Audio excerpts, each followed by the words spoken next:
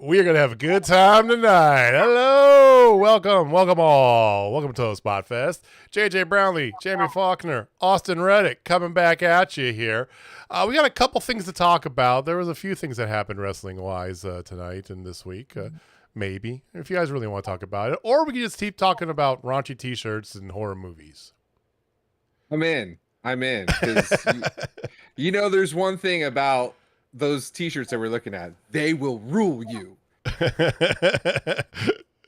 Austin, how the hell you doing, man?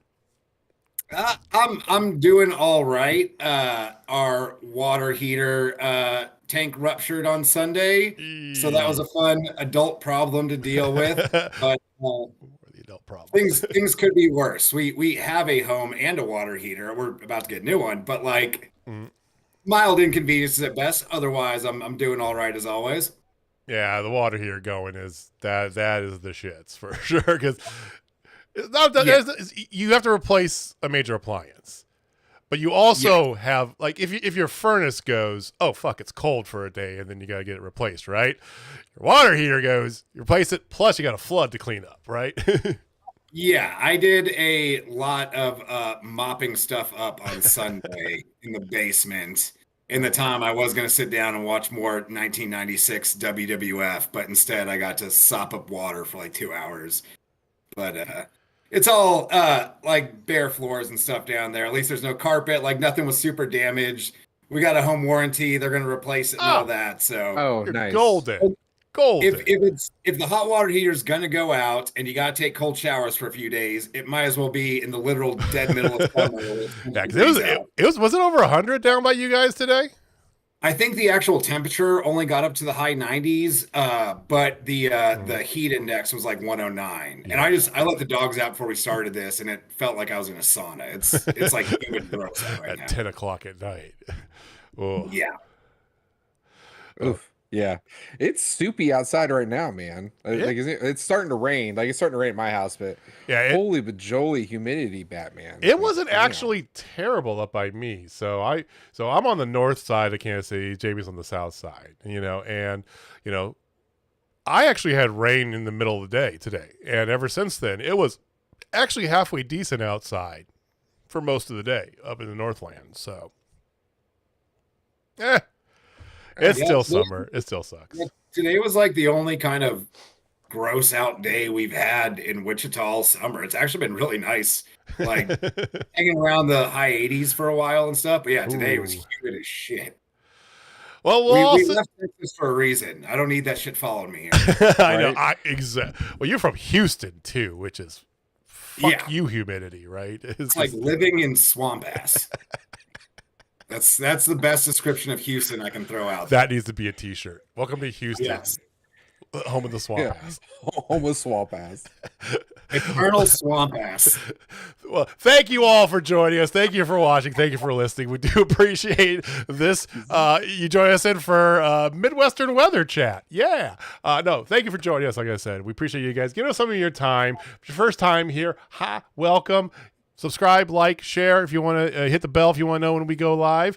We do got some stuff coming up Jamie's going to talk about later on.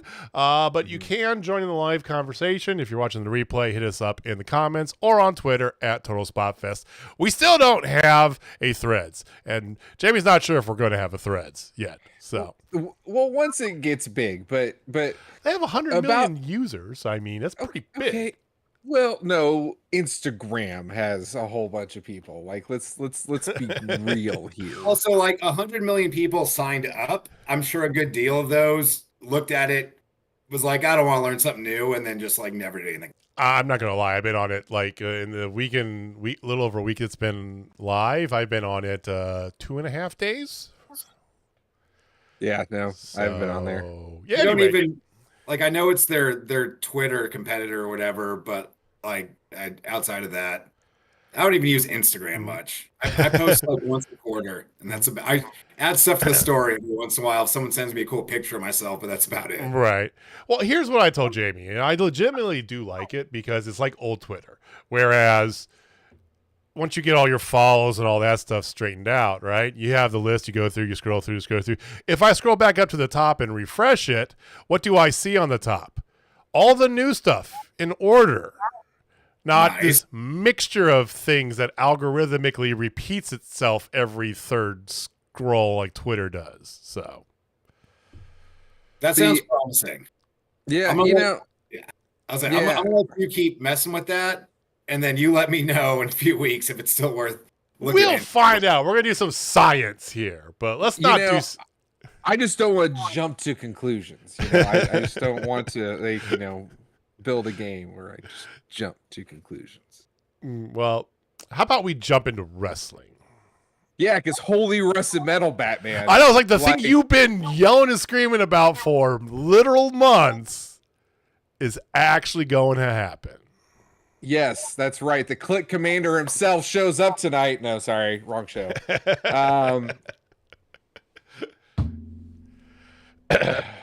I'm feeling extra spicy because like Jamie got two of the greatest things that he loves, like all in one show. But before we get to the AEWs, do you want to do the announcements now, or would you rather wait and hold our peace for later? Let's hold our peace. It's a bold strategy, Cotton. Yeah, you know what? Let's give half. Let's give a little teaser, and we'll give you a little bit, and then we'll give you a little bit more later on. How about that? Okay, so coming out this upcoming Tuesday, that would be Tuesday the 18th. We have an interview with none other than Aaron Williams. Unsigned, don't care. Half of that with Mr. Gary J. Based out of Indiana. Super stoked. Great show. Great, good. Like, dude is really cool. Like, we've met a lot of people doing wrestling. Right. And I'm just gonna give this little tidbit. He's the first one that hasn't cussed on the show. Like, not only on the show, before the show and after we were done. Yeah, he's not a cusser. You don't cuss. Power to you, dude. Like, I'm not built that way, but you are. But hey, more power to you, dude. I have a certain amount of elevated respect for people that just like don't swear and are also not completely lame. Because like, there's a lot of people that don't swear, but like, it's hard to have an interesting conversation with them. They're just uninteresting. But when you meet those people that's just not what they do. They just don't swear, but they also are like interesting and entertaining people. Like that's rare. Yeah, he was the total package there. I mean, what did you think, JJ? I thought it was great. I mean, we've met Aaron in passing before, many a times over. We've seen him wrestle a lot, right? And every once in a while, like we do these interviews. And we talk to wrestlers before we do it a little bit, and for the most part, who we get on the show is kind of who we thought, right? And every once in a while we get somebody that's like, damn, that's not what I thought it was going to be at all, right? And this was one of them, and it was in the best way possible. He's a real cool guy, super smart guy too. So I'm so stoked that you guys are going to get to see this here. If you're not familiar with Mr. Aaron Williams, please check out the interview and check him out. It's well worth your time. Yeah. To your point, like some people, like you're like, you're the chosen one. You're supposed to be the best of us.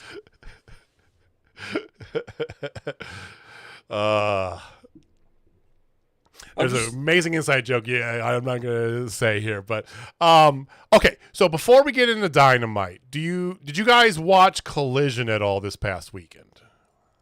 I was busy. Did not get a chance to. We were also. Oh no. Heidi was wrestling in Arizona on Saturday. Right. And I don't remember what I was doing, but I know I wasn't. Oh, I was in like a 8-hour-long Diablo session. Uh-huh. You were Diablo. And then water cleanup. That was your weekend. Yes. Well, that Sunday was the water cleanup. But yeah, no, I have only heard really good things about FTR versus Jay and Juice. And I need to go back and see that. Specifically what I want to talk about. So I didn't get a chance to watch it either because I'm not a Diablo player, but I spent my entire week. I had this list of things to do. And what did I do all weekend? I put about 27 or 28 hours into Legend of Zelda Tears of the Kingdom. Nice. I'm embarrassingly still far behind, but I love it. Do you have the Master Sword yet? I do.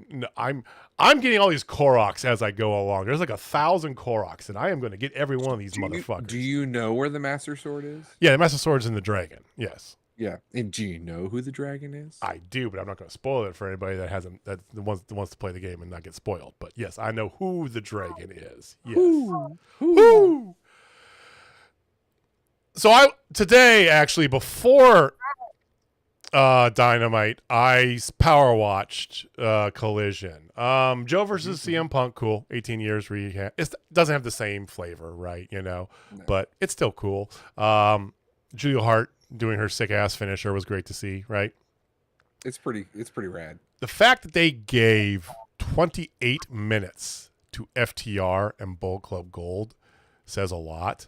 And then when I saw the match, because that's really the only part I didn't speed through. I kind of sped through the rest, and then that part I watched. It's definitely one of the best tag team matches of the year, period. It was amazing. And it was one of those, like, out of nowhere. Because they've been feuding and been doing this thing for a while. So, yeah, here's another match. But no. It was so good. It was technical, reversals, near falls, all over the place. Shady shit from the Bullet Club. Ridiculously good tag team wrestling by FTR. So everything you would expect. Give it a watch. You guys will love it. You will definitely love it. It was. Yeah, I've heard nothing but great things about that match, and I love great tag team wrestling above pretty much everything else in pro wrestling. So I'll have to check that. You're gonna love this. People do forget that Jay can actually go, Heather. That's a good point. People think Jay's a good talker. He does all this, but the man, I mean, he's done 60-minute, marathons over in Japan. He can go. He's got it all. Yeah, like when he came over, I don't know if you guys saw this, but he was like, we're going back to basics. We gotta find our heart, and his girlfriend asked if she can go, and he's like, no, because you don't have one.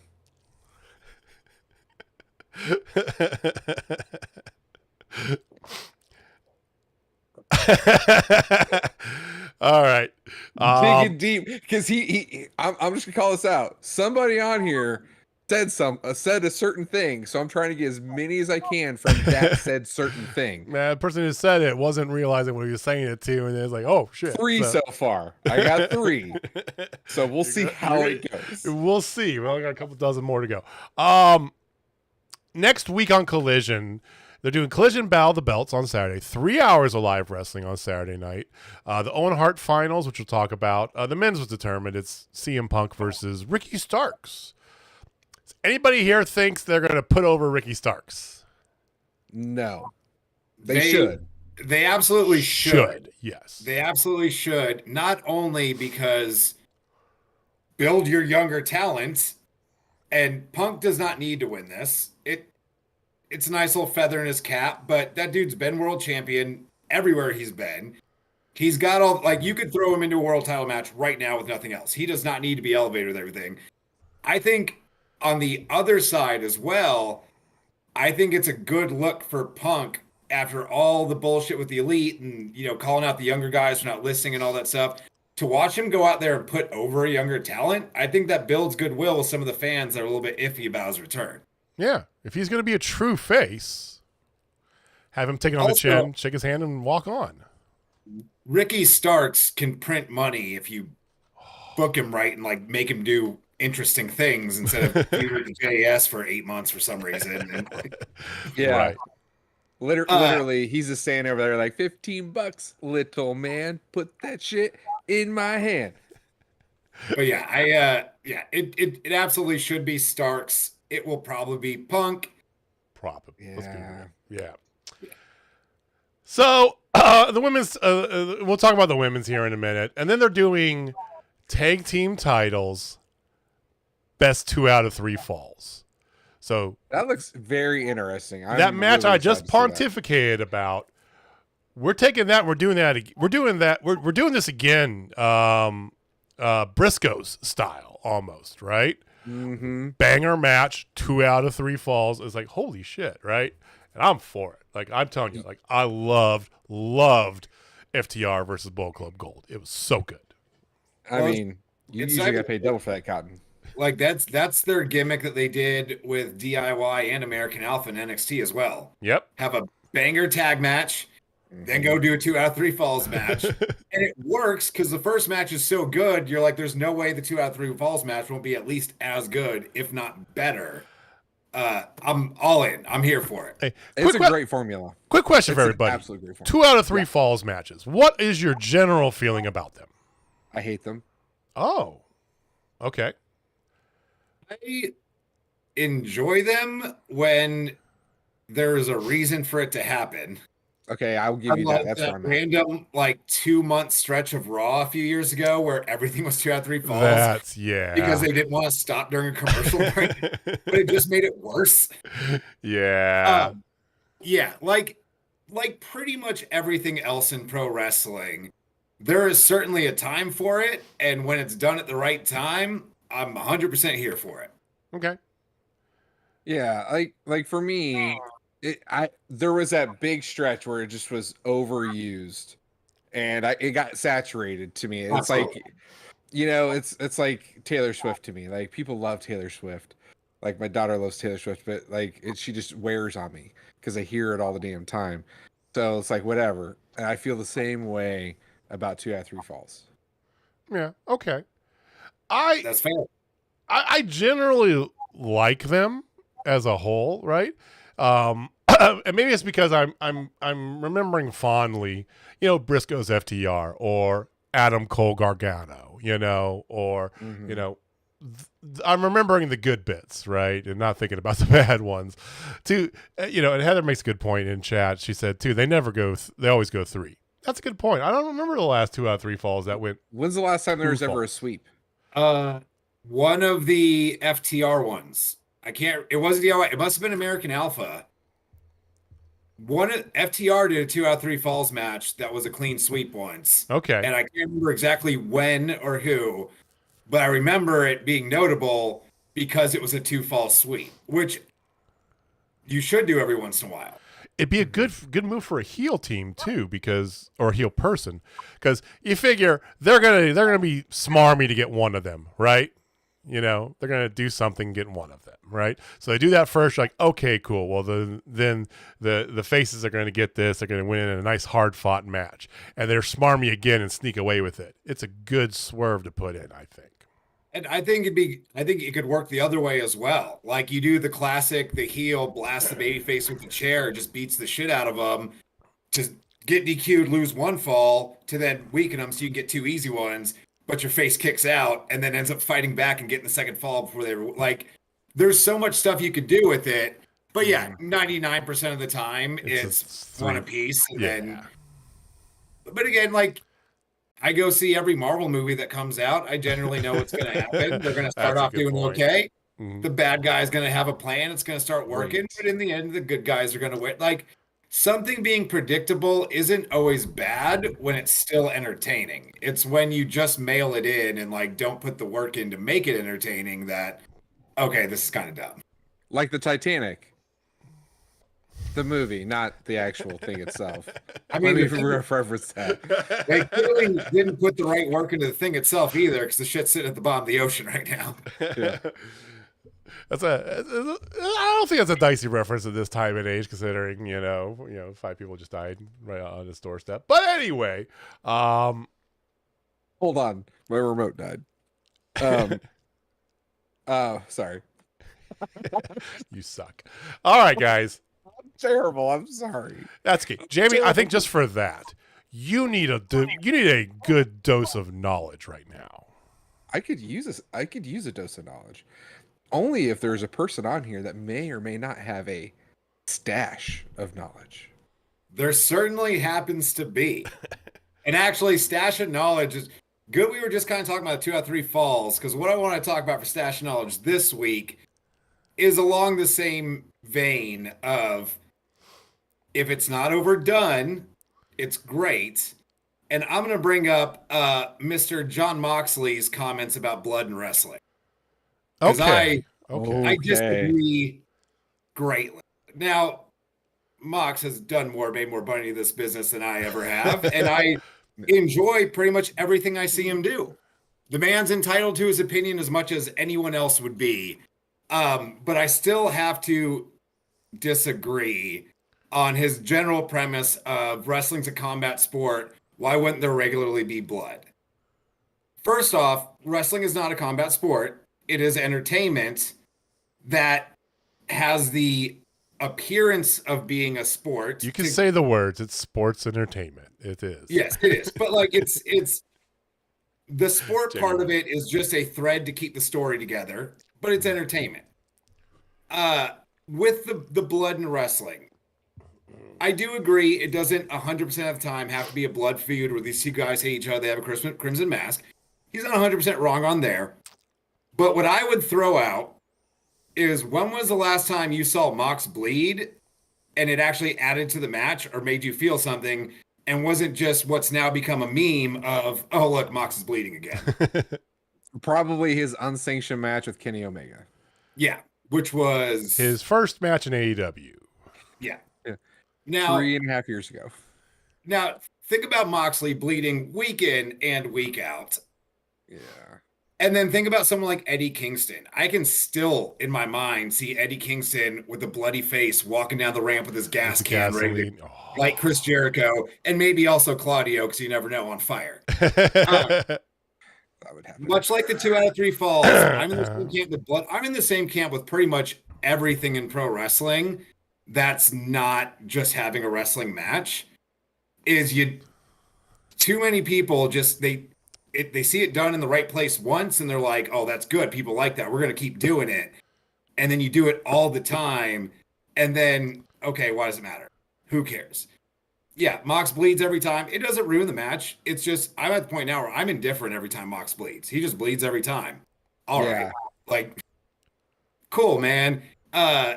Build up to it. Make it mean something. Just like everything else in pro wrestling, like the 2 out of 3 falls match.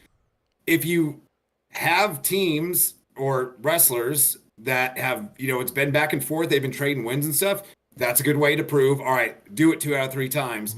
That works. Same thing, Jay and Juice and FTR, you do the title eliminator, the challengers win, why not go right to a 2 out of 3 falls match? You've got your champions coming off a loss. All right, you got us once. Let's see you do it 2 to leave with the titles. Cool. That works.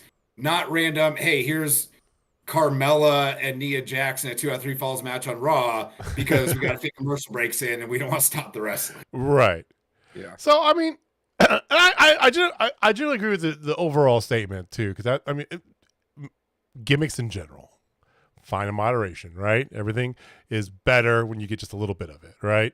To AEW's credit, they've been around for 4.5 years. This is their 4th blood and guts match, right? Yeah. 3rd. 4th. You had Pinnacle versus the Inner Circle was one of them. You did have the most recent one was the Blackpool Combat Club versus the JAS. Okay, where Claudio's debut was, right? You had the Elite versus the Inner Circle, and now you've got Elite versus BCC. So I have a total of 3. I have Blood and Guts in Jacksonville on May 5th, 2021 at Daly's Place, Inner Circle versus the Pinnacle. Then I have Jericho Appreciation Society versus Blackpool Combat Club. And then now this one, the Golden Elite versus Blackpool Combat Club. It is July 12th. Enough of the fireworks. Oh, my God. Wow. I'm sorry. So, and that's according to the Wikipedia AEW Blood and Guts. 3 total. Sounds about right. I could have swore there was a 4th one. Doesn't matter. All right. I get Blood and Guts and Anarchy in the Arena confused sometimes. Like just the big 5-on-5. Yeah. It's whatever. Okay, so the point, though, is that moderation is great and everything. I agree with that, but you're not. But when done right, you say you have no problem with blood. So let me ask you about those ones that may be the controversial. Like, remember when Ruby had that match where she got accidentally split open and it was bleeding like a stuck pig and everything, and people were freaked out because here's a woman bleeding, right? I thought it was great, right? Because you don't see her bleed, and yeah, absolutely. And like that proves the point when you're not expecting it. And one, if you get busted open the hard way, like that does happen sometimes. And that kind of goes against Mox's point as well. Hard ways happen in this. Not a lot, but also in the classic textbook rules of pro wrestling, closed fist punches to the face are illegal. So you're not just punching people right in the face like in MMA, which is normally what's splitting people open. Yeah. Hard ways happen, and like the Ruby one was great. It added to that match. It was a good look. Ruby's not out there every time she wrestles blading herself just because. We were at that event, Heather. Yeah. So to your point, like blood and moderation, I agree. I completely believe that blood could be a statement to Becky and Britt, when Britt, got her nose busted, just like what Heather was saying. I seriously feel like when Moxley does it, it's like it's getting issued in the mail with samples of Tide to the suburbs, It's like 1987 Mid-South, razor blade boot, every damn time. And then next thing you know, he's going to look like the Bull of the Butcher, like his forehead is just all just cut to hell, scab just all over the place, and I'm getting dull to it from that aspect. But like when other people do it, like it does draw attention. Like I know Jeff Hardy had comments about this, basically saying the exact same thing or similar to what you're saying. Mm-hmm. Like it has a time and place, not every damn week. It's just because where do you go from there? Like when they see it when you see it all the time, you get desensitized to it. First time I ever saw the Canadian Destroyer, it was one of the coolest things I've ever your seen. Goddamn mind, didn't it? And then every once in a while, even now, someone will find a new way to get into it, or off the top rope, like something building it up a little bit, and then that's cool. But you also see him all the time in matches now, and it's just not as impressive a spot as it used to be. Yeah, I will have to give AEW a lot of credit there, because when they first came out, it was like Canadian Destroyer Super Kick City. That's all it was. Like, that's all they did, like 95% of their matches. And now you barely see them. You see them every now and again. And it's like, thank you for saving the move. Yeah. We've had some good conversations around that. Like, moves don't make the matches, but especially if you overuse a move, and then it completely destroys the match. It's one of those things. It's weird. Like, you want the storytelling, but if you keep doing Canadian Destroyers or keep doing super kicks, like that's one of the things like that gets under my skin about the Young Bucks is like, how many super kicks do we need in one match? Yes, I know you guys do super kick parties and all that stuff, but I'm a Shawn Michaels guy. He just needed one, and it was a good one. So I'm almost going to contradict myself a little bit with the super kick. And it's more so I've just waved the flag and stopped being bothered by that. I consider a super kick like any other strike now. It's like a lariat, right? With the forearms, the lariats and stuff. There's some things that like everyone's doing them all the time. And yeah, they don't have that same pop like a Shawn Michaels super kick used to have, where it's like, okay, this could be the end. Now it's just a move. I was a Shawn Michaels mark for most of my life myself. I loved sweet chin music, but the super kicks, at least those, they do get used to set up other moves and stuff a lot of the time. People like feed into it instead of just immediately bumping and being out. So at least there's some practicality to it where it doesn't take away the enjoyment. And at least that's something you would do, like kick a guy in the head whenever you get a chance. Absolutely. You're trying to win a match. Yeah. Instead of something like just bleeding every week just because you think you should be bleeding because you're wrestling on Dynamite against Daddy Magic for 8 minutes, and that needs blood for some reason. That never needs blood. Okay. I mean, gimmicks, like blood, a lot of the more bigger kind of stuff. I look at that, that's all storytelling devices. They all have their time and place. But again, if you do them all the time, where do you go from there? Right. Like you literally in a week are doing blood and guts. You're building up this big event because there's gonna be blood and guts. Well, we get blood every week. Are you going to actually give us guts? Is someone's entrails going to be hanging out? No, they're not. It's just going to be blood. And the match will still be fun and it'll be great. But again, that's like your big draw to this event is, oh, there's going to be blood. Okay, there's blood every week. Like, why is that a big deal now?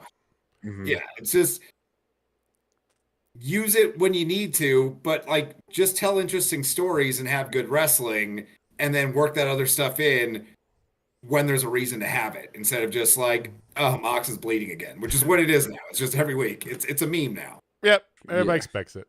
So the moral of the story is Austin Reddick says you are Ron John Moxley. Fight him. Yeah. He says, no one makes me bleed my own blood. Nobody. All right. Let's talk about Dynamite. How about that? Because I know Jamie is itching to get to it. That is an understatement, my friend. So a lot of good things happened, even with what I would consider a very dead crowd. I don't know if anybody else got that vibe, but I'm like, where the hell are they? Like, you know, they're in Saskatoon. Yeah, well, Saskatoon sucks. You know, like, I'm sorry. Like, I want to be positive about this. How dare you talk about the Sasky boys like that? It was just, they were bland. And like, they were. The way the easiest way for me to figure that out, Don Callis. How much does Don Callis get? Yeah. Yeah, he got minimal. Like, minimal. And he should be bringing the thunder every single time. Like, it was like simple Jack heat. Yeah, it was oddly quiet. I think part of it was a reoccurring problem AEW has where the crowd's not mic'd properly.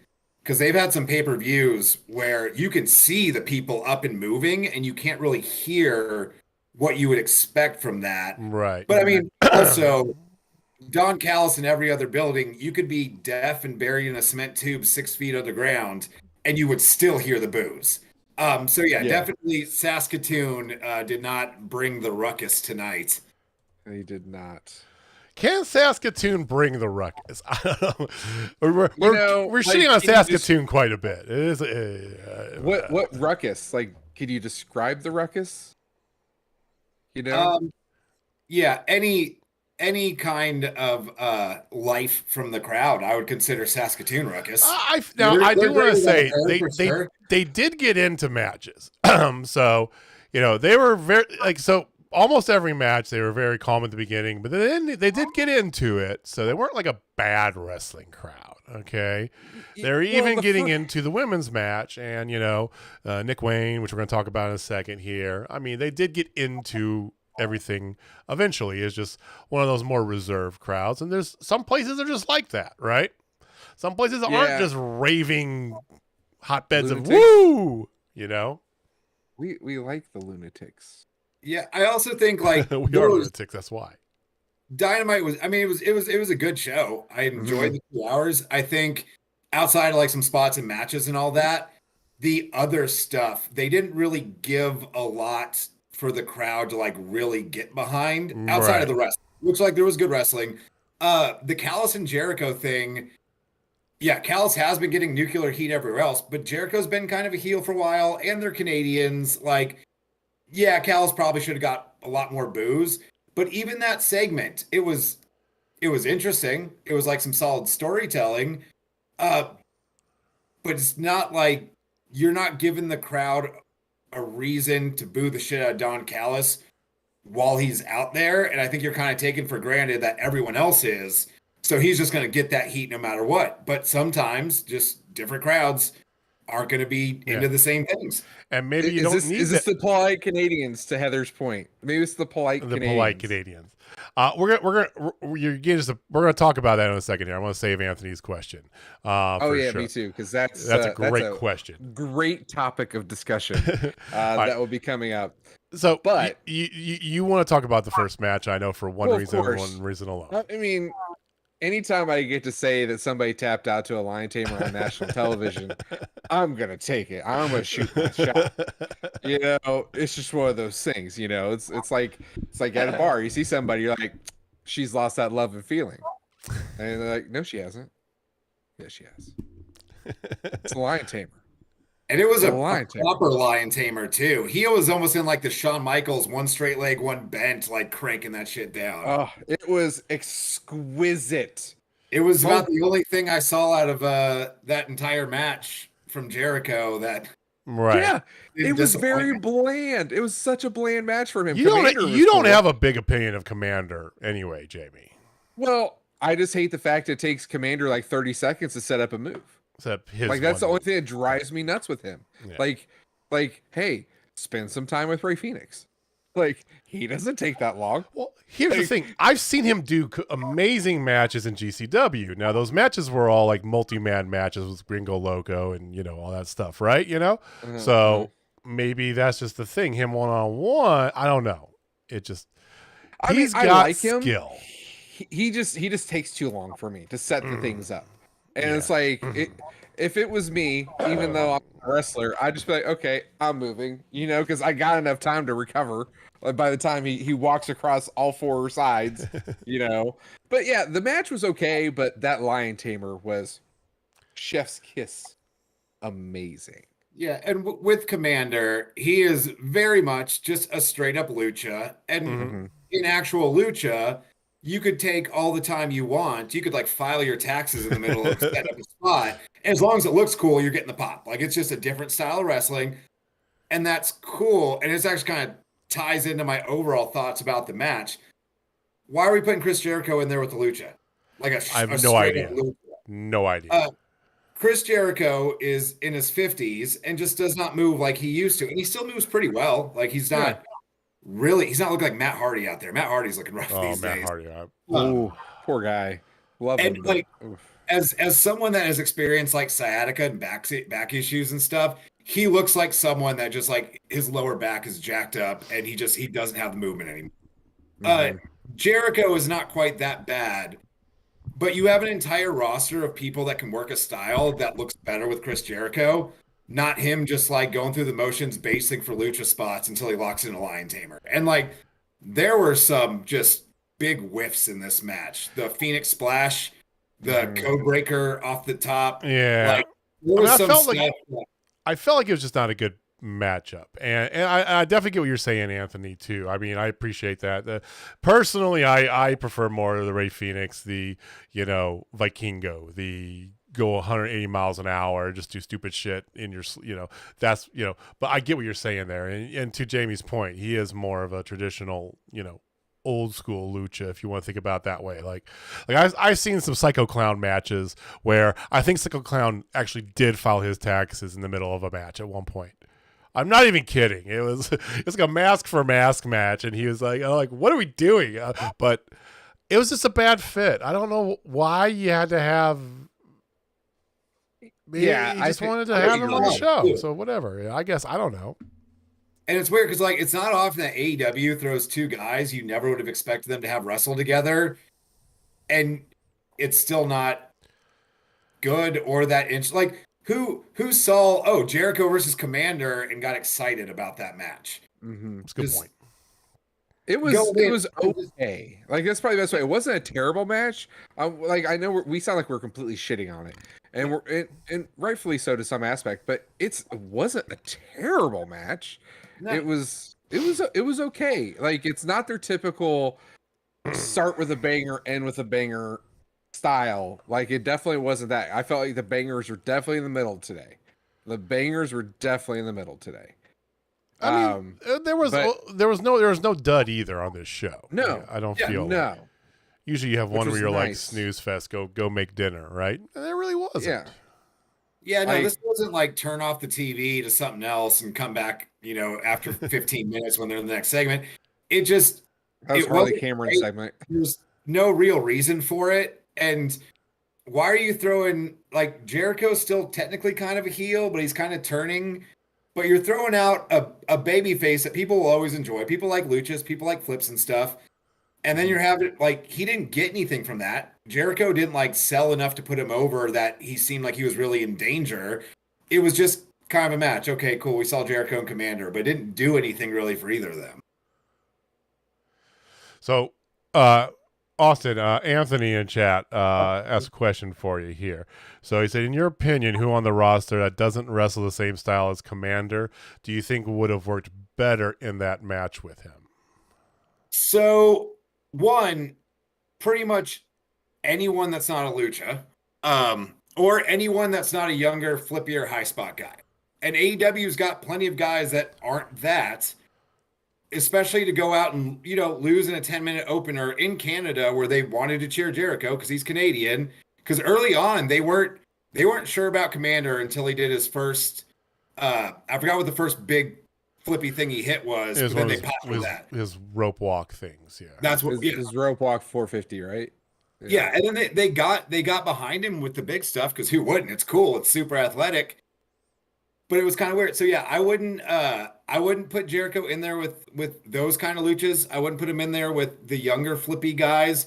But you have an entire roster of people you could throw out there. Now I know they've kind of split some guys to Collision. I'm still not entirely sure who's working what show and all that. Right.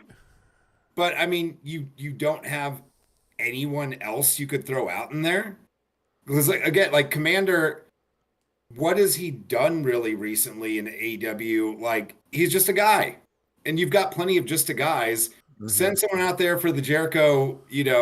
We're in Canada. You like him? He's Canadian. We're gonna send someone out there for you to beat in 12 minutes. It could be anyone else. I can't think of anyone specific off the top of my head. Just Shawn any Spears. Nick Camarado. That's who I'm going with. Send Nick Camarado out there. Nice. I'm a Shawn Spears guy because he's a fellow Canadian, so it'd been like a pop type thing because you're teasing the face ready for his TNT title match on Saturday night. He is against Shawn Spears and Luchasaurus, the only announced match for Battle of the Belts so far, I believe. Right, which what they're going to do with it. They're just going to bleed over the Owen Hart tournament into Battle of the Belts, or they'll have Tony. They'll have Tony squash somebody. They'll have somebody squash somebody, and boom, done. Right. It's kind of weird to do a separate hour of Battle of the Belts after Collision, and not just do like, hey, Collision's gonna be 3 hours this week, right, and we're doing a championship themed night of Collision. You have the tag team titles getting defended in a 2 out of 3 falls match. It's gonna probably go the better part of an hour right before your show called Battle of the fucking Belts starts. Why? Well, I don't like Battle of the Belts, period. I don't either. The first time they did it, I go, ooh, and then no bells changed. We're like, okay, that's cool. The second time is like, okay. Yeah. Okay.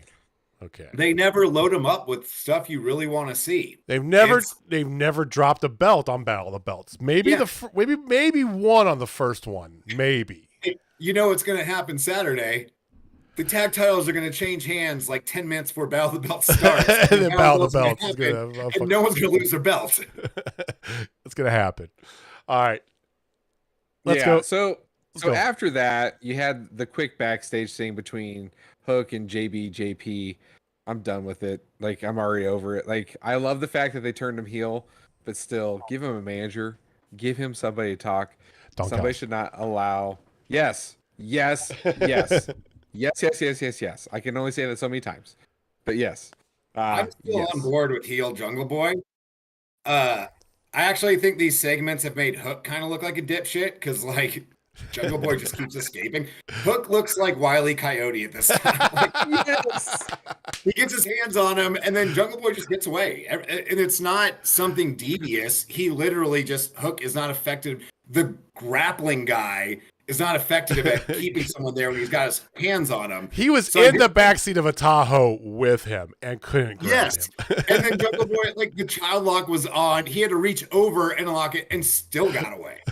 It's not doing much for Hook, but I don't think there's a lot of potential in Hook long term. Anyway, I'm here for heel Jungle Boy. Mm. I liked his little promo out of the car window. I think he's kind of tapping into like the 96 WWF Brian Pillman kind of thing. Yes. Hold on. Ooh, yeah. Speaking of, pour one out for Brian Pillman Jr., who's no longer with AEW. Yeah. Yeah, so it's like instead of Tom and Jerry, it's Hook and Perry. That was forced, Jamie. Nah, I felt great. Felt great. I do guys really quick on that though. Why have they not announced a match between those? Even if it was just for them to announce it and Jungle Boy to just not show up or like in the realm of your story and your universe of pro wrestling, when guys have issues, they fight each other in the ring about it. It's been a couple weeks now. Jack's calling for. Yeah, like do something. Again, you don't have to do the match right now, but like announce it to tie something into the story and make this more interesting than a running series of Wile E. Coyote. Now, if they keep making those, like if they keep giving us the same thing every week, but they get more elaborate where Hook is setting up traps and Jungle Boy's eluding, I'm here for that. That's 5 minutes of TV I'll give them every week.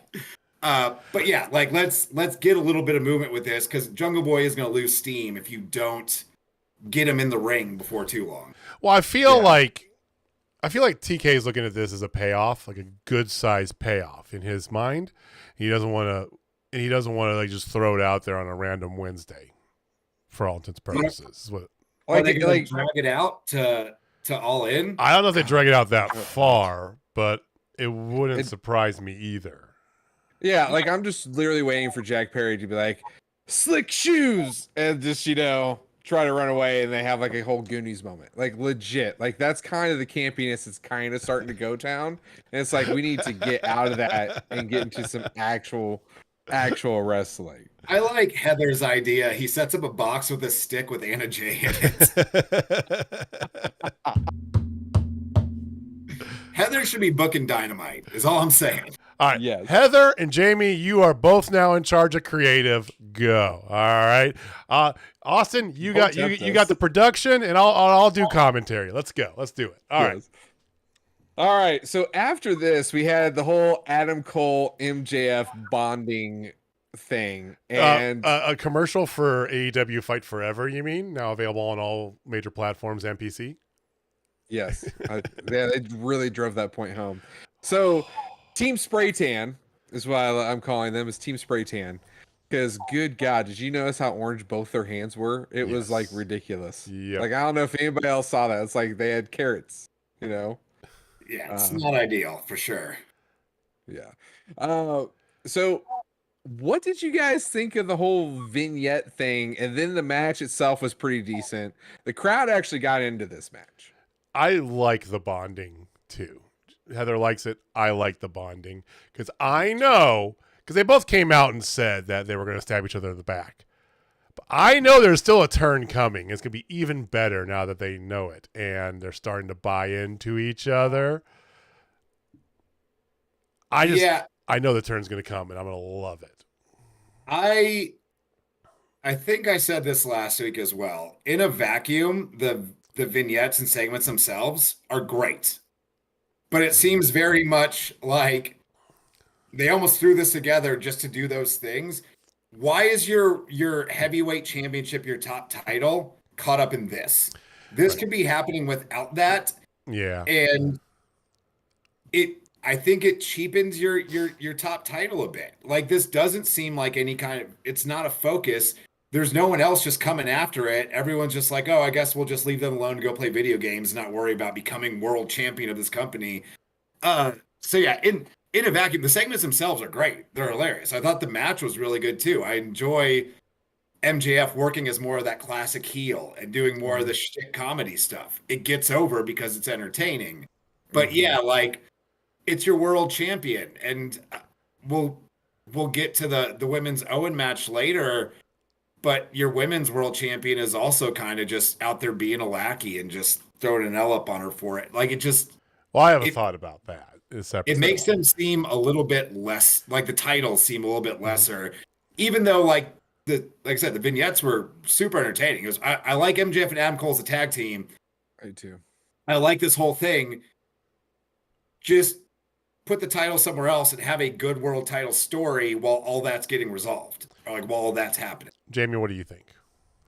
Well, I'm sticking to my guns with Mark Stradamus that we are going to get the complete reverse flip. And I think Heather's there too. Like, they're trying to turn him face. I do believe MJF out of this is going to end up becoming the face, and Adam Cole is going to be the heel. And I think that makes a lot of logical sense. You know, I do like the whole double clothesline bro thing, and then they kept trying to do it. They both got double clothesline. Like, I thought that shit just Oh, like the comedy it of the popped me match so was hard. fantastic. Yeah, it like I like what they're doing, but I agree with him about not having the titles involved. Like why do we have the world champion here? Why can't we have the world champion in a different feud? You know, something like that. Like, it just feels misplaced or mistimed. Mistimed is probably the best way to put it. All right. So I know I'm not Mark Stradamus, but I do get it every once in a while, right? So I'm gonna go. This is the way I see it. Okay. On the surface, you would think it's ultimately meant for MJF to turn on Cole, right? You know, they resume their feud for the title, right? Like, the deeper level is, like you said, Cole turns on MJF, leaves him high and dry, full heel turn, full face turn. You got that, right? I think it's actually a third level deep, where it's that turn from MJF that's so fucking dirty that everyone's just like, holy shit, you are a Don Callis of a person sort of turn, right? I think he's go extra heel, like stupid, triple super stamp, a double stamp, stupid. Yeah, absolutely, like super stupid, crazy heel on him, because. And the reason I say that is that it's obvious that something's going to fall out between these two. They're not going to become tag team champions, right? And when I thought about what Austin was saying with this, why are you doing this with your champion? Why did you take him in all this feud, the devil, the whole thing, right? And you're now putting him in this like shtick, you know? I think it's to build it up so that you can draw it out so it can last till All In. So you can have the payoff in London, right? But also, I think it's to really build that kind of, you know, animosity between them. Cole jumping the line and challenging him to a match ahead of time was the right thing to do, I feel, when they had their match 3 weeks ago. But it also was a little soon, story-wise. Just came out of nowhere, right?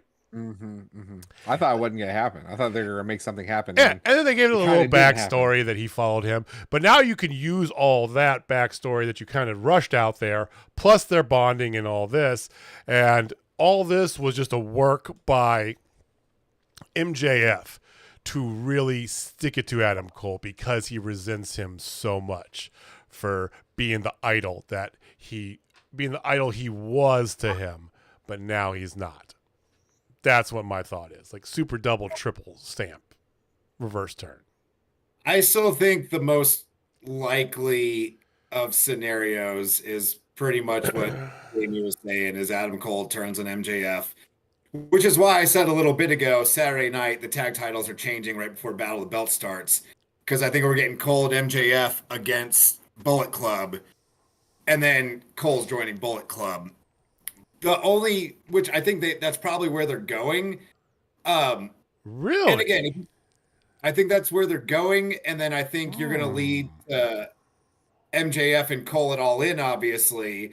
And now the only way they can kind of save this logically, because entertainment-wise, like I said, it's been entertaining TV. It's been good. But like logically, now you could work it where the reason Cole wanted to play along with MJF and get through the tournament was so they could get to the finals and help them keep the belts, which he didn't know they would have at the time, but obviously they're working towards them. Like, you could kind of backdoor explain that, yeah, I carried MJF through this tournament so I could let my boys win once we won it and keep the titles, and they're going to help me win the title from him later. now I got something to work with. Now I got a little bit of logic here. But while I think they're going to do that, where does that leave MJF afterwards? Well, Because you can't really double turn because he's not going to be a sympathetic babyface because he's been an asshole the entire time he's been. And he's still being one now. And counterpoint, why is Roddy so involved with every one of these segments too, if that's going to be the play? Quick aside, and this seems to be a weekly complaint of mine. For the love of God, can we stop having grown men get mad at other grown men for being friends with a third grown man? Like, can we stop doing that, please? I'm literally just waiting for Roddy to go. He doesn't even go here. Hey, are you and that guy really becoming friends? Yeah, maybe. Yeah. Do they not understand that many adults have more than one friend? I am sure there's plenty of adults that have zero friends, but like, right. Yeah. But the fact that they're inserting it, making a point to insert it every week, even with that terrible old school neck brace, that just tells me there's something more up with that. I still think the long-term play is not him in Bullet Club. I think it's the whatever version, whenever Kyle's ready, the Undisputed Elite in or whatever they're going to call it, right? Undisputed Era stick. I just think it's going to be like a turn to make him like the biggest heel is what they're going to go with MJF.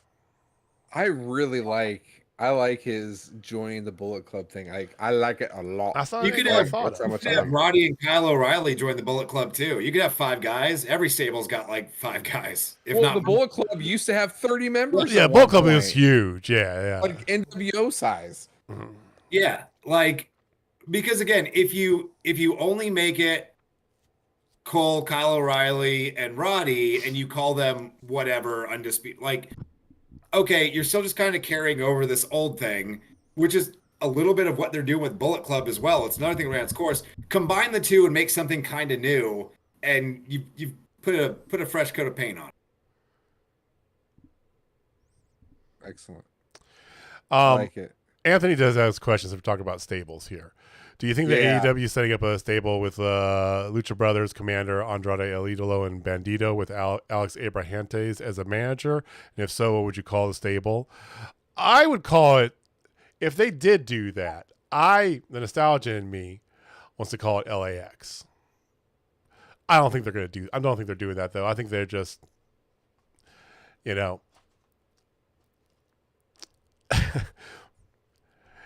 I don't like that. I don't want to even say why I think they're doing it because it's a little bit racist, honestly. Yeah, I don't see Andrade being a part of it because when he came in, he did that one and it just didn't go very well. Yeah, and I think that he's got a good solo angle he's going up against with Malachi, so I'm good with that. I could see all the mask guys, the luchadors, like the legit mask guys. So the Lucha Bros, Commander, and Bandito when he gets healthy, that. Obviously. Let's see all of them together. I would go a whole different direction with it. You've got like several established stables and where you're building right now. Do a draft and have each stable draft a lucha. So that way, every time the luchas are wrestling, they can wrestle another lucha. Just take a good lucha on Dynamite and not lucha and a 53-year-old Chris Jericho.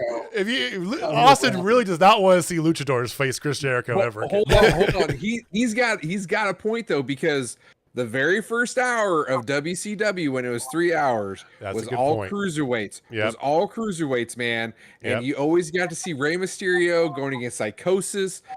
Super Crazy going against La Parka. Like, I could go Hoovy. Like, you had all these killer luchadors going at each other. And I love the idea of having a luchador on each of them. I think that would be hilarious. Would be cool. And two, it'd be awesome. Andrade, he's a lucha that has really well the American style. So I don't want to see him roped in and just doing lucha.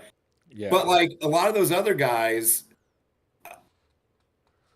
let them wrestle each other more. And if you put them with some other stables, they're never going to do that. It's a joke. It's not going to happen, but it's a good idea. Like, now there's like a team you're representing. Now there's like some kind of stakes a little bit in it when they're wrestling.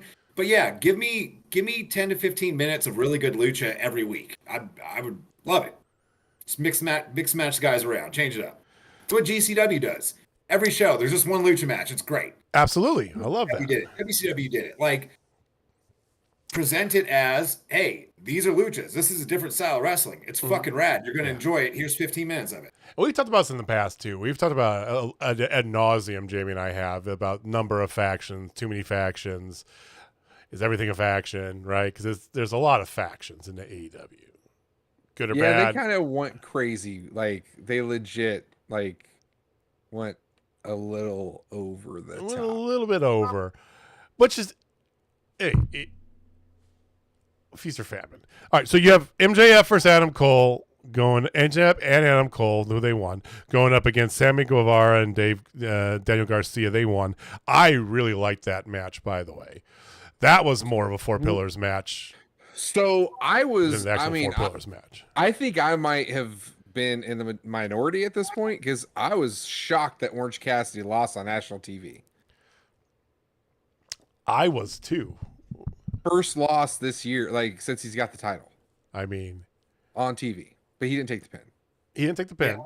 He didn't get pinned, so he didn't lose. His team just lost, which that should happen sometimes. Like Orange Cassidy should lose every once in a while. Yes, he should, because it's more interesting when people don't just win all the time.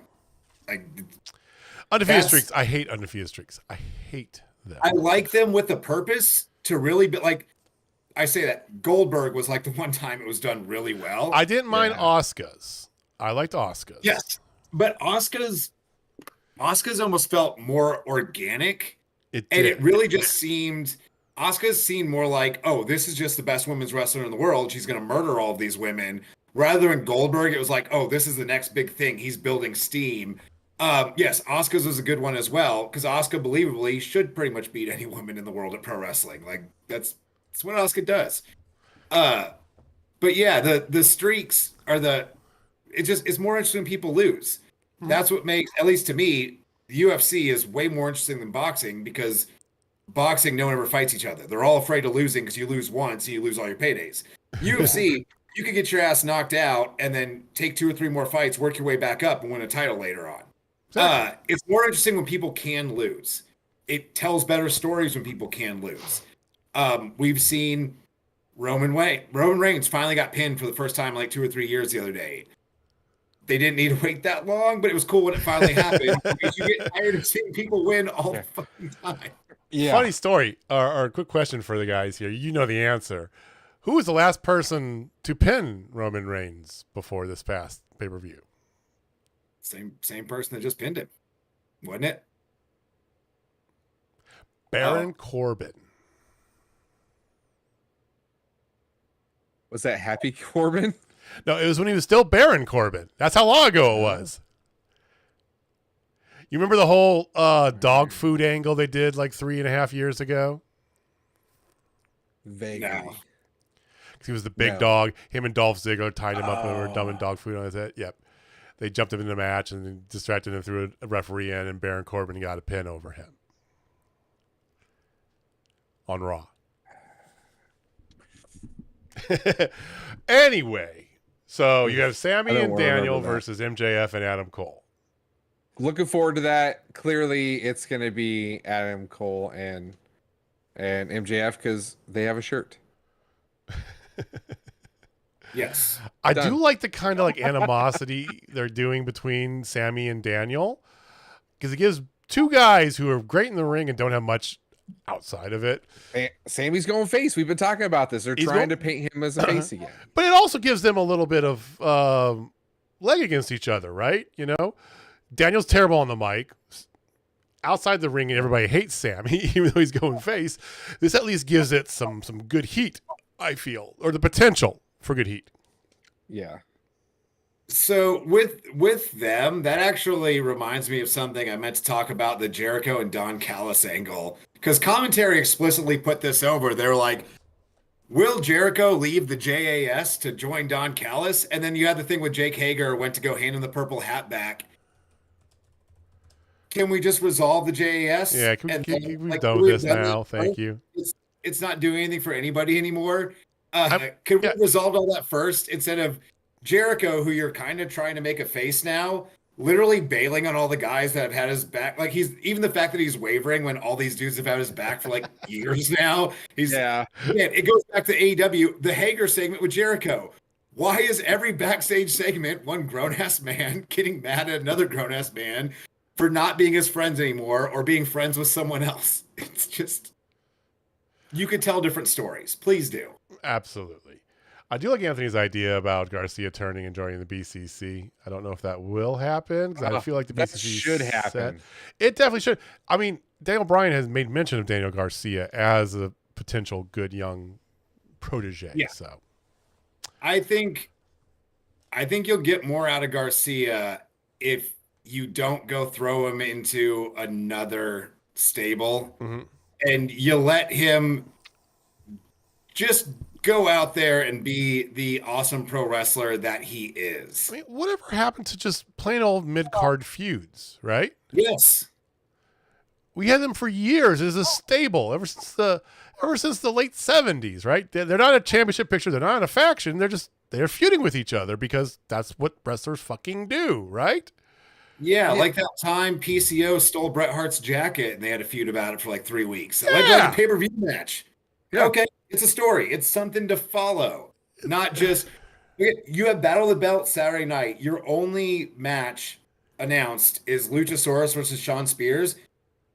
When was the last time we saw either of them doing anything? Yeah, exactly. So like literally, they could do so much with Daniel Garcia. He could just, he could get a mic and only say a couple words, like, I came here to chew bubblegum and kick ass. I'm all out of bubblegum. And then there you go. You have a fight, and then you can build something with it. Maybe with, I don't know, Orange Cassidy. Give him a storyline. and there you go. And then he gets the rub from Orange Cassidy that puts him more into the mid card. I mean, they had Daniel Garcia beat Bryan Danielson and then never really followed it up with him doing much of note after that. Yeah, it was. And he should be the one. Like, make that his whole get, because you could almost turn him not a full face. I don't think he needs to change what he's doing at all. But basically walk out there and be like, I see your 4 pillars. I see all these other guys you have over there. I can out wrestle all of them. And I'm kind of I want to book this right now. I'm going to email Tony Khan once I get his contact information. Someone get it. Fantasy booking. Let's go. Tony Khan come out there, grab a mic, and say, out of all the young talent, he is tired of seeing them complain about not being friends with each other anymore. He's the best damn wrestler of all the young guys. He's going on a crusade to take out every single person that complains about someone being friends with someone else backstage. He would be my favorite wrestler. Yours and Heather's, I believe, too,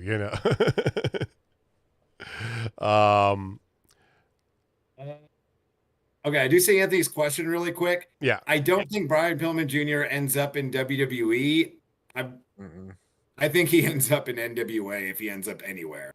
Or just bounce around the indies for a while. I think he's going to bounce around the indies. He's going to bounce around the indies and probably do some NWA. I totally agree. I think he's more built for NWA. Oh, have you guys seen NWA's next pay-per-view's main event? No. Is it Tyrus? Well, Tyrus is the champion. Tyrus is defending the title against EC3. I am not making that up. Oh, man. If you're not a wrestling fan.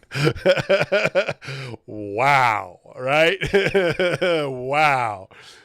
Who's the special guest enforcer? Velveteen Dream? I'm sorry. That was a low blow. Yeah. Women's wrestling. I think he's still looking for his red swing line stapler. I'm going to give you that one. Thank you. That was solid. That was good. I'm doing pretty good, by the way. I'm trying to keep a decent pace. I saw Anthony's follow-up question. I don't see him in WWE anywhere. I don't think Brian Pillman Jr. necessarily has a style. Well said. He's just a wrestler whose dad was a pretty notable wrestler, and he's not bad or anything. But you've got to give us something a little bit more than my dad was a wrestler and is dead. Which, if there was ever a segue into one of the matches we haven't talked about, That's a I did hell of not a plan segue. that, but as I was thinking through it, I got some thoughts on that match later Well, let's too. talk. Well, we can go and. I mean, Yeah, do you want to talk about the women's match first? What do you want to do? I do want to talk about the women's match first. Let's go. I want to talk about the women's match because Yeah, shocker. But this, honestly, guys, for me, match of the night. The women's match was really good. Sky Blue deserves her flowers. she was getting them from the crowd too. They were into her. I don't know if I'd go so far as say deserves her flowers yet. I think she is coming along and like That's fair. growing into what you should be if you are getting paid to wrestle on TV, which I think Good call. AEW has a lot of projects, and I will never complain about anybody getting a job in this business. Like, hey, if they look at you and say, all right, we know you got some work to do, but we're still going to give you whatever a year to still say you wrestle, cool, good for you, make your money, and hopefully learn and get better. And that's what Sky Blue has done. So yeah, she does deserve acknowledgement for that. But yeah, I do think it's one of those things where she's kind of grown into what you should already be when you're on TV. Whereas previously it was very much, it's just another body and just another girl we have on the roster. Right. You can see that the work's paying off, most definitely. And, you know, I pontificate about Ruby Soho a lot. Hey, Ruby, because everybody knows I'm a big Ruby fan and everything. But Understatement. Ruby is a talented veteran. She knows how to work with people. Now, you had some qualms, Jamie, about the Britt Baker. Well, you both had about the Britt Baker match, of course. But I think for the most part, and when you look back at the matches that she's had in AEW, right, especially with younger talent, they've been pretty solid because she's one of those veterans that's good to work with, right? You know, she's going to get you there. Your wife wrestled Ruby Soho. I remember that. She did. As a matter of fact.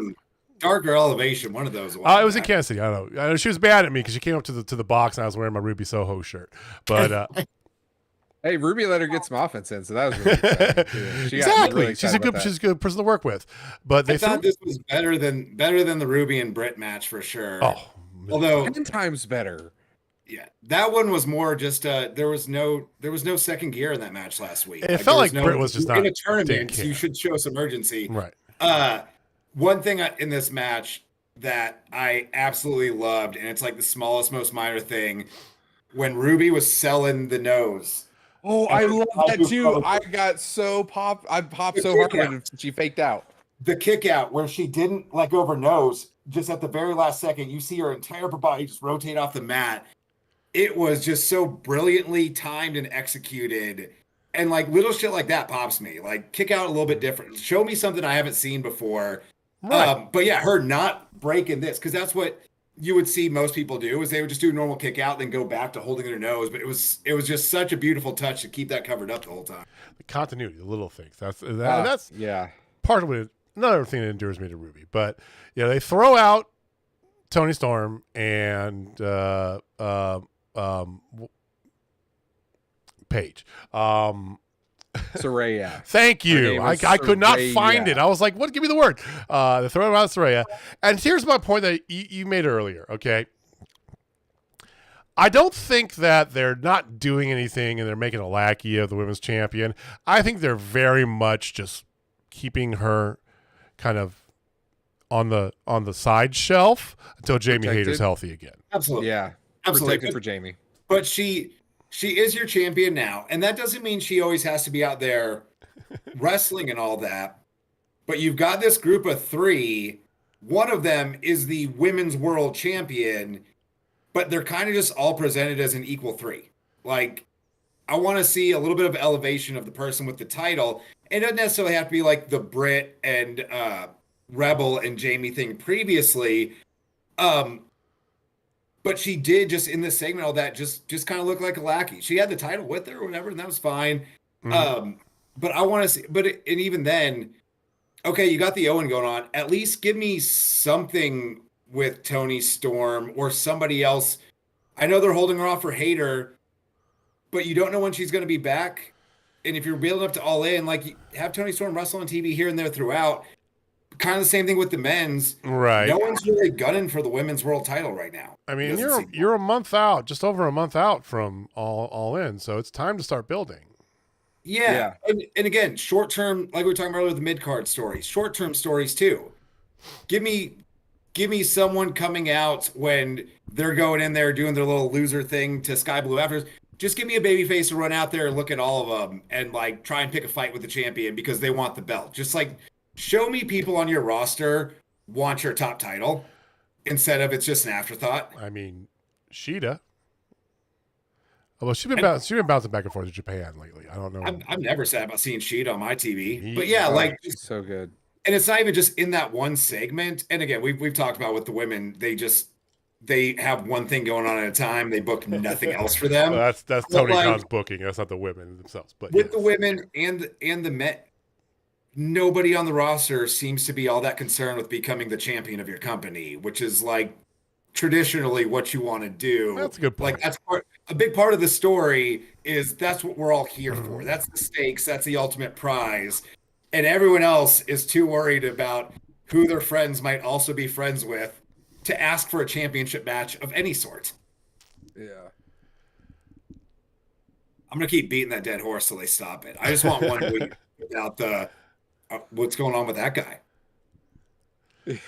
Well, at the end, though, Ruby gets the win. And they're setting up. They're definitely setting up. I'm gonna get my stamp out. They're definitely setting up Willow to go against her. Okay, because 100%. The stipulation, because they had to. They pulled some BS about why Willow wasn't cleared last Saturday, and they're moving it to Friday. And so she's challenging Athena. She wants that if she beats her, she gets a title shot against the ROH title. So they're setting that up. So Willow and Ruby more than likely in the finals on Saturday. So we'll see if JJ's 100% right or just mostly. Give Ruby something. Let her win something. One thing. Just one thing. Just let her win this one thing. That's it. Something. I think she's. I would say 99% sure Ruby will end up winning this tournament. Yeah. I think Willow should win it. I just think kind of like what Anthony just said in the chat, the women's division booking, they don't pay attention to it. There's one story at a time. Yeah. Yeah. The one story that's going on has Ruby Soho in it. That's probably who's going to end up winning it just because that's what they have done. It should be Willow, though. Doesn't the winner get a title shot? I have no idea. If they have, if they do that, it's 100% Willow. So I think what likely happens with Willow is Willow beats Athena in the semifinals.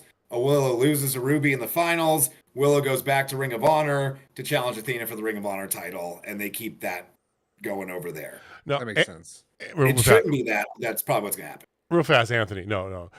First of all, I'm not married. Hey. No, I was wearing the Ruby Soho shirt, and it was Austin's wife. So it's not. Yeah. I know it's happy wife, happy life, and I'm also not married. You don't have to worry about that shit. I can do whatever I live and do whatever the fuck I want, Phil. I'm very familiar with it. I've been married for 22 years of bliss. And big congrats to Jen, as a matter of fact, for becoming a full-fledged nurse. She passed her final test, her final big thing, my bob or whatever. Passed the NCLEX. She's legit now. She officially starts her transition at the end of the month, so then she can, in her own words, contribute financially. All right, GG's in the chat for Jen. So, So, all right, so let's move on. We are completely skipping over the music video. I do not want to talk about that. Yes. I'd already forgot that happened, so thanks for reminding me, Dick. Hey, that's what I do. All right, if you're ready, I got all the movie quotes ready for this one. All right. Nick Wayne, not related to Bruce Wayne, who has Dance with the Devil in the Pale Moonlight, going up against Swerve Strickland being escorted out by the Mogul Embassy. Nick Wayne's official AEW debut. And his birthday's today. He turned 18 today. I think he turned 18 on Monday. or Monday. Sorry, yes. Yeah, I think it was a couple days ago. Yeah. Yeah. Just in time. So, big Nick Wayne fans have been for a while. What was your guys' impression of seeing Nick Wayne in AEW? He's young. Why was he there? Say what? I said my impression was, why is he here? AEW seems to sign a lot of guys that can do cool moves, and you want some of those. But after watching that entire match, one, he was in there with a guy who has largely been lost in the shuffle of guys that can do cool moves, who is much more interesting than he is. Now, at 18, he can do some really cool shit, but I saw no real character. Obviously, they set up the story of, oh yeah, his dad passed away, his dad was a wrestler and all that. Okay, that was Brian Pillman Jr., and he's gone now. I know Brian Pillman Jr. can't do poison ranas off the top rope and all that stuff. I think the best thing they could do with Nick Wayne is you gave him his showcase, maybe give him another match or two on TV, then send his ass around the world and tell him come back in 3 years. Keep him paid, like send him to Japan. You got working deals to Japan, send him to Mexico. Let him become world traveled, and like if you're really all in on this guy and you think he really is a prodigy in the future, you can have him in 5 or 6 years be your next like Kenny Omega. This guy is here to put on crazy spot fast matches that you're gonna love. But right now we have a Kenny Omega. You've got a bunch of guys that can do that style really well. I think he's only ever gonna look like he's just doing moves out there until you send him away to go like get a personality and just become an adult, because 18-year-olds, they don't know who they are. No. They still have to figure all that shit out. And it's kind of the same thing I feel about Billy Starks as well. Talented, can work, can wrestle. What's the draw outside of the fact that they're 18 right now? And what do you do in 2 or 3 years when they're that's not the interesting part about them. Now they're just the same age as a lot of other people on your roster. I don't see anything setting them apart in like a character regard. Yeah, I agree. Like, we've talked about this a lot, that there are wrestlers who are good at wrestling moves. And that's fun. That's great. Moves are cool. But the thing that draws me in personally, and most of the people who watch, is the storytelling. Like the biggest freaking storyline in all of wrestling right now barely wrestles. Okay, I'm talking about the damn Bloodline. Yeah, it's true. Barely wrestle. It's all about the story. And then when they're wrestling, they tell a story in the wrestling. And the one thing with Nick Wayne that I will say, this kid, you see he's got pieces. Like you saw flashes, right? You saw the flashes of, oh man, oh then it's like, oh, that's an okay sell. Like, oh yeah, I see what you're doing. Like, as a old head, wrestling fan that I am. You old man. But, yeah, dude, but I'm just saying, like, there are pieces here. And I agree with you 100%, Austin. Like, send him out, get him some experience, like over especially in Japan, where Japan is 95% storytelling, 5% moves. Like that's what they do. That's where he needs to be for the next 24 months. Easy. Yeah, because he doesn't have like even someone like an Ospreay, who again, a lot of really cool moves, but Ospreay has like a swagger and a confidence about him that you don't see in Nick Wayne. And Ospreay, or even someone like Adam Cole, who like a lot of his matches are spot fest, kick out a million things and all that. Right. Adam Cole, like it's all the little things are there. Like every facial expression's there. The intensity's there when it needs to be. Without all that extra stuff, like if I want to see someone do a bunch of crazy moves, you have Vikingo on the roster. No one's doing crazier shit than him. Like, nobody can.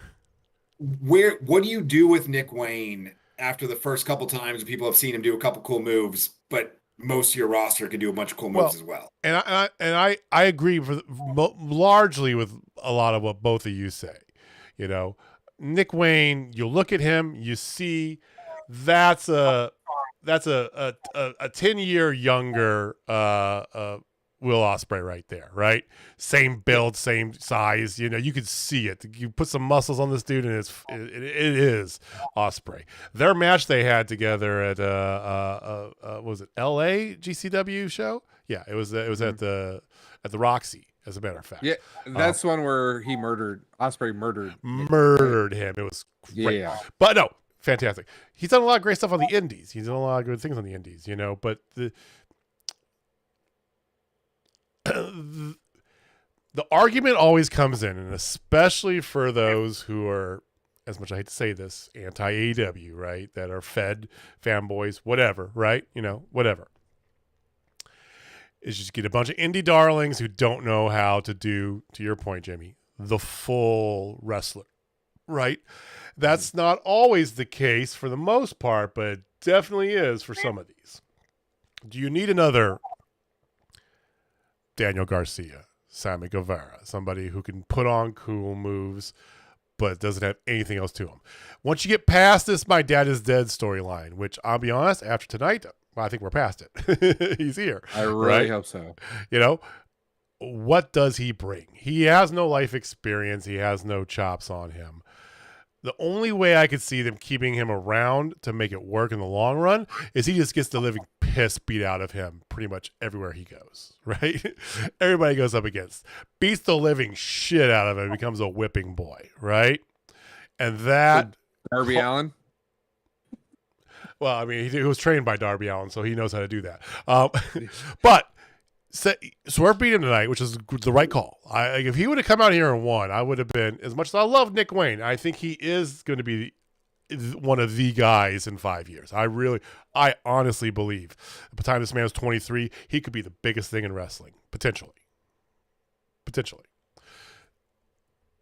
Have him get beat up a little bit, kicked around a little bit, and that's where he's got to go do soul searching. And to your point, go to Japan, go to England, go learn a new hold. Yeah, go find other territory.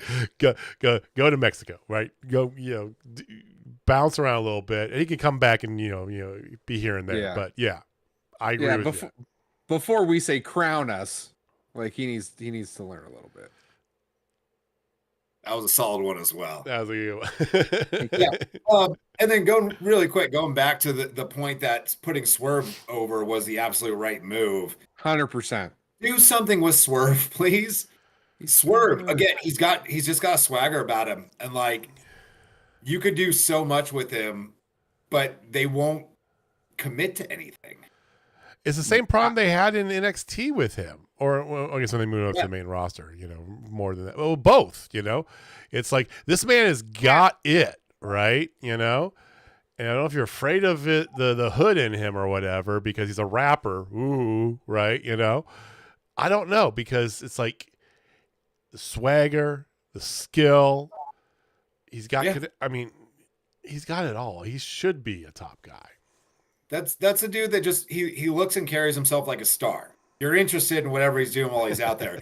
Even him looking at Nick Wayne's mom after the match and stuff like he's so good at being a heel. Like to your point, little things, right? Yeah, it's one of those things that it keeps him unlikable, but you respect him at the same time, and you think this is the best way to put it. You believe he could beat your favorite baby face, and that's why you don't like him, which is classically what you want out of a heel. Is that not that they're better and that they should win, but they can. And that makes a great heel when it's you don't like them, but you have to kind of fear and respect them because they might beat your favorite guy. Like that's you don't get a lot of that these days. I've seen a lot of recurring themes in chat tonight too. The word act has popped up quite a bit. And because acting, it is acting. This is, like you said, it's an entertainment. So exactly. I took one semester of intro to theater when I was in college because I'd started pro wrestling. It was like, this can't hurt at the very least. No. But the biggest thing they teach you in a theater class that drove me absolutely nuts, that people like the people that don't understand it, when I was producing for Rocky Mountain Pro and shooting all of our pre-tapes and stuff, it's called blocking. It's how you stand so the camera can see you. And the amount of times like people be trying to do a promo and they're either face to face or one person's looking the other, like get everybody in the shot. Those are the skills you learn in a theater class, is like how to project, how to presentate. Like you learn how to entertain from a stage, which the ring kind of is. And even though you're not getting in the ring and reciting Shakespeare or anything, there are a lot of valuable skills that transfer over from acting, because you do have to some degree, act in pro wrestling. Well, I just hear hope. And my last thing on this, we can move and talk about the big name that Jamie's just itching to get to. But I just hope that they don't.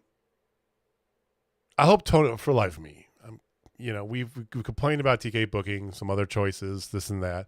Hope he doesn't mess up this whole Nick Wayne thing by trying to push it too fast on us. And I hope also he doesn't do the same thing with Billy Starks. Yeah, I'm just really afraid he's gonna do the old party on, Wayne. Like, let's just go, and they're just gonna keep attacking it, showing him every week. It's like, no, he needs to battle up. He needs to battle up. Yeah.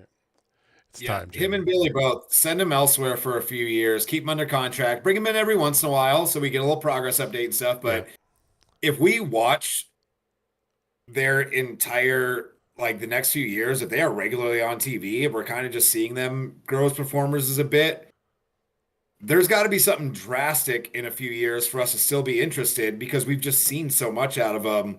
Like, don't waste that now while they're still learning the ways to like properly sell stuff and cut promos and all that. Give us a little taste along the way, send them out elsewhere to learn all that shit, then bring them in and do something with them when they're ready to be TV wrestlers. Right. Yeah, I agree. All right, so let's move on to the main piece here that we're all dying to talk about. Afterwards, it's the announcement of the 5th member for each side of the house. We'll start with the Blackpool Combat Club. Don Callis comes out to mediocre Canadian Heat. Not like he got last time, again. But Kenny Omega starts to interrupt him. He gets attacked by a couple of the Blackpool Combat guys. And then he gets attacked by Pac. Perfect. Oh, so perfect. Which one of y'all last week said it was going to be Pac? I feel like one of y'all said that. I could be wrong. No. I did not. I was hoping for Evil Uno, to be honest. I said Evil Uno is who it was going to be. Yeah, that's what you said. I thought Pac got mentioned for some reason, but maybe I was thinking of something else. I mean, I said Pac most definitely. Of course I did. Yeah. Mark Stradamus. I'm not going to take credit. I'm not going to take credit for that one. We should have, because my God, was this perfect. Oh, man. Like, it was... Yeah. I'm just glad the Blackpool Combat Club finally has someone from the UK in it. Well, right? It was very nice. Very nice. Well, for what it's worth, okay, I don't think, and this answer is, Anthony asked the question at the beginning of the show here. I told him we're going to get to it, right? Do we think that Pac has joined the BCC, and do you think he's replacing by the group? I don't. I think he's another piece of Don Callis's family. Me too. I could have misheard. I thought Don Callis explicitly said that earlier in the night, that he was coming out to announce a new member of his family that'd be the 5th guy. I might him say that then. If you really he probably did. I could have missed that. I thought though for a second that they were doing not quite a swerve. I thought for a second Don Callis was about to announce himself as the 5th member of the team, so he could personally beat the shit out of Kenny Omega. That'd be a good angle. I'm glad Pac's in the match. It's going to be great. We're going to see some cool spots. But I almost would have rather see Don Callis in this big, because he used to work a bit. He can sell like. Mm-hmm. I showed a video of him back when he was a wrestler, and had hair in the 80s. Yeah. I thought that would have been an interesting wrinkle to Blood and Guts, is to throw Don Callis in there. Or I like when there's some kind of authority figure on a show. I think it gets ruined a lot, but when done right, this would be the time to have Don Callis come out there and be like, I've got the world's biggest announcement, the 5th member of our team. I've scoured the world. I found the best competitor I could find. And then probably not Tony Khan because he's not the best at presenting things like that. But like, if you had an authority character come out, I was like, actually, I've already decided the fifth member of the BCC team. It's going to be you. You keep wanting to put your hands on Kenny Omega with a screwdriver. You can do that in this match if you can do that. Like a William Regal, NXT William Regal style. Yeah. Yes, exactly. But I mean, I'm hyped for Pac being well, it. Pac's gonna be great, and Pac and so now Pac and Takeshita, part of Don Callis family. Yep. And then I like this. as Pac and team are attacking, they put a chair around Kenny Omega's neck. And ladies and gentlemen, this is where Jamie had there is a difference between knowing the path and walking the path.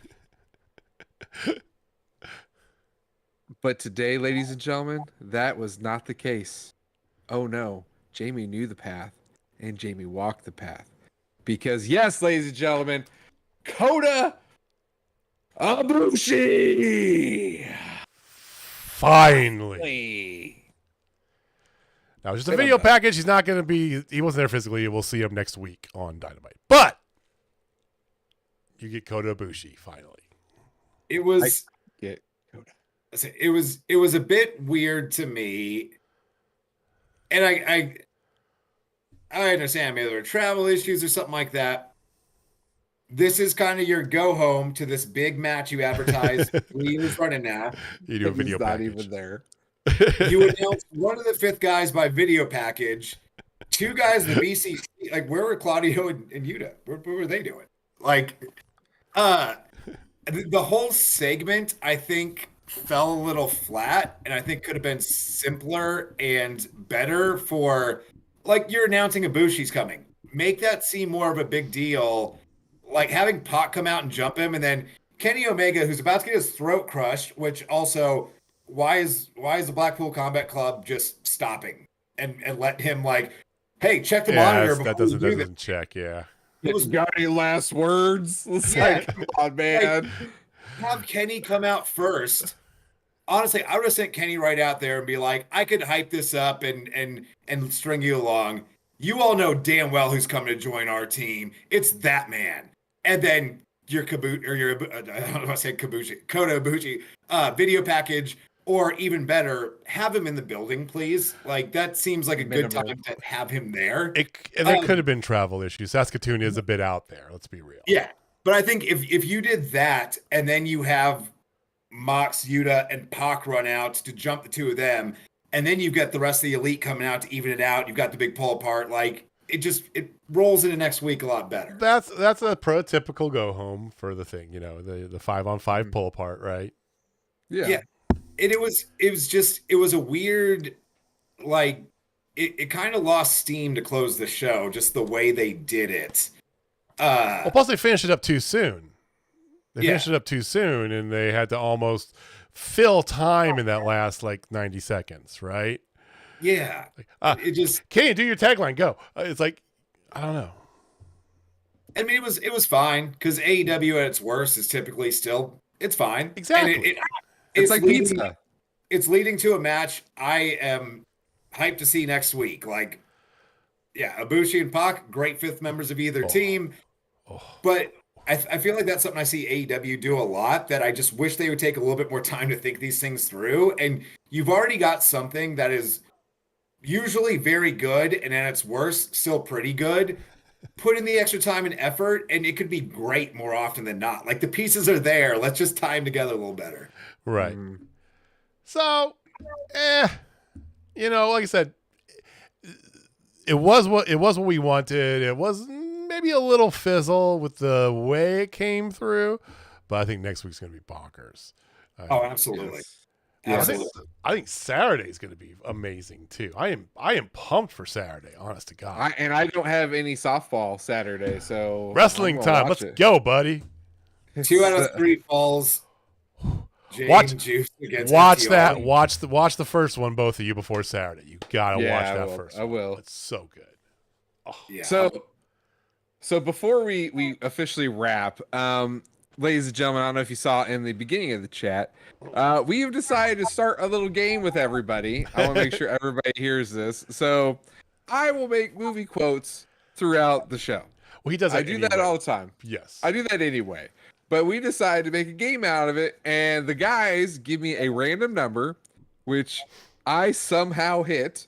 You were pulling deep there a couple times. There was times I had to catch up, so it was like really bad. But I hit the number.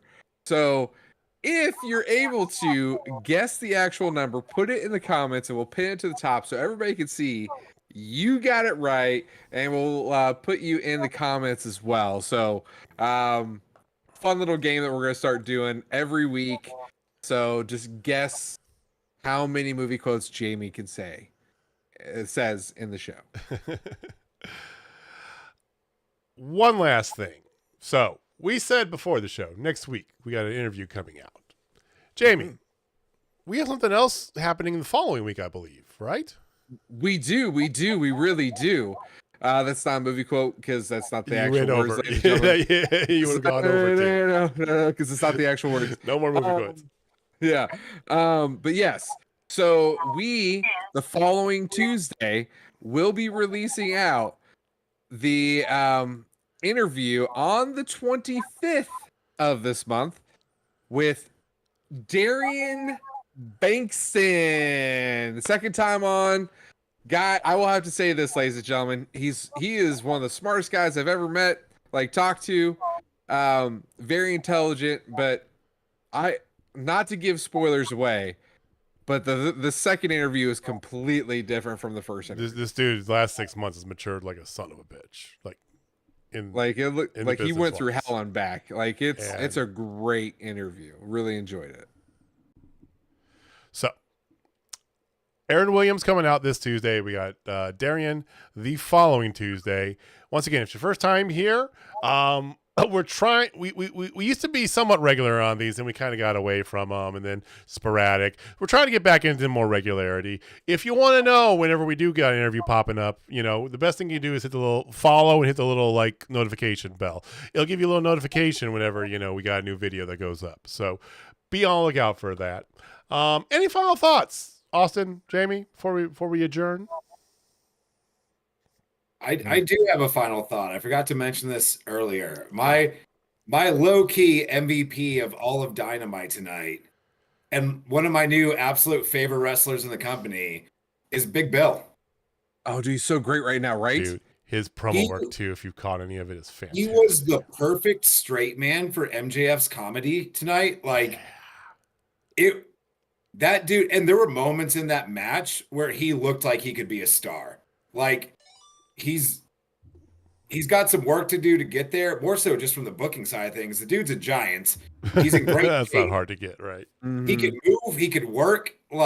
If they took him seriously, I think within a year you could have him as a credible world title level challenger. Probably not put the belt on him, but I think they need to strap the rocket ship to Big Bill. Or as much as I'm pretty indifferent to Brian Cage, I know he's got the ROH 6-man titles and all that, but I like them as a tag team. I think that's a good looking tag team right there that you could tell some fun stories with, especially with how many small guy tag teams you have on the roster. But just a shout out for Big Bill for being big and being Bill. Good work, you, Bill.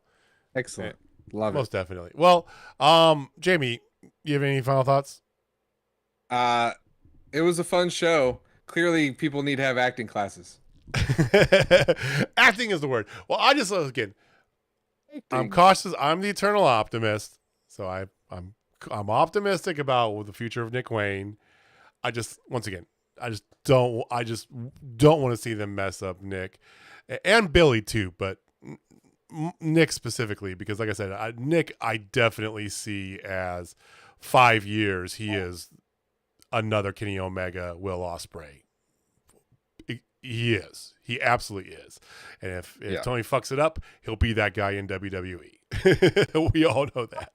So, thank you for watching. Thank you for listening. We'll be back with us regularly scheduled time next week. But do check out, like I said, interviews coming up here. Aaron Williams next week on Tuesday dropping. But we will recap Blood and Guts and the results of this past week's Collision as well, because it's going to be a freaking banger next Wednesday night. So thank you for watching. Thank you for listening. Jamie, take us home, man.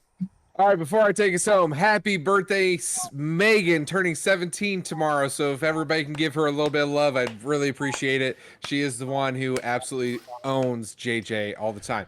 All right, She's ladies and almost gentlemen. an adult. I can't fucking believe that. I know. Ladies and gentlemen, if you're not down with Total Spotfest, I have one song for you.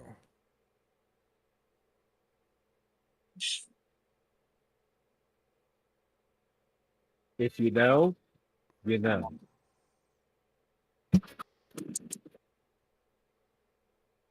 That was supposed to play a song, I think. Yeah. No. Playing Raining Blood. Oh, it's the best ending ever. All right, guys, we'll see you next week.